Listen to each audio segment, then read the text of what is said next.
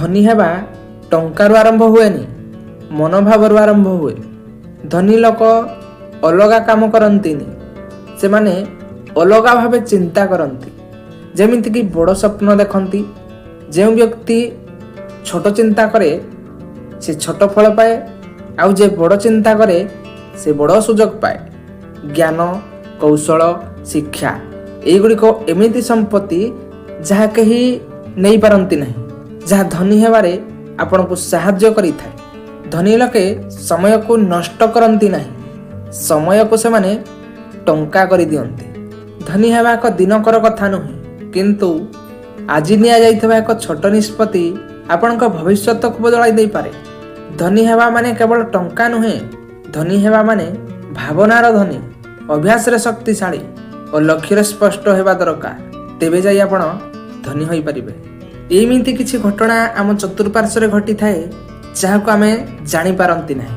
ସେହିମିତି କିଛି ଘଟଣା ବିଷୟରେ କହୁଛି ଯାହା ଆପଣମାନେ ନଜର କରିଥିବେ। ଆପଣମାନେ ଦେଖିଥିବେ ସାଧାରଣତଃ ପିମ୍ପୁଡ଼ିମାନେ ଆମମାନଙ୍କ ଘର ମଧ୍ୟରେ ରହିଥାନ୍ତି। ଏହି ପିମ୍ପୁଡ଼ି ଗୁଡ଼ିକୁ ଆମେ ଜାଣ ଅଜାଣତରେ ପାଦ ତଳେ ମାଡ଼ି ଦେଇଥାନ୍ତି।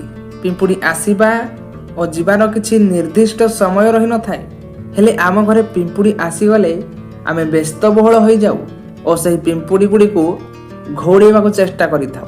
କିନ୍ତୁ ଆପଣମାନେ କ'ଣ ଜାଣିଛନ୍ତି କି ଏହି ପିମ୍ପୁଡ଼ି ପାଇଁ ଭିକାରୀ କୋଟିପତି ହୋଇପାରେ ଓ କୋଟିପତି ଭିକାରୀ ମଧ୍ୟ ହୋଇପାରେ। ଯଦି ଆପଣଙ୍କ ଘରର କିଛି ନିର୍ଦ୍ଦିଷ୍ଟ ସ୍ଥାନରେ ପିମ୍ପୁଡ଼ି ଆସିଯାଇଛନ୍ତି, ତାହେଲେ ଏହା ଆପଣମାନଙ୍କ ପାଇଁ ଅନେକ ପ୍ରକାରର ସଂକେତ ହୋଇଥାଏ ଏବଂ ଏହାର ପରିଣାମ ମଧ୍ୟ ଭିନ୍ନ ଭିନ୍ନ ହୋଇଥାଏ।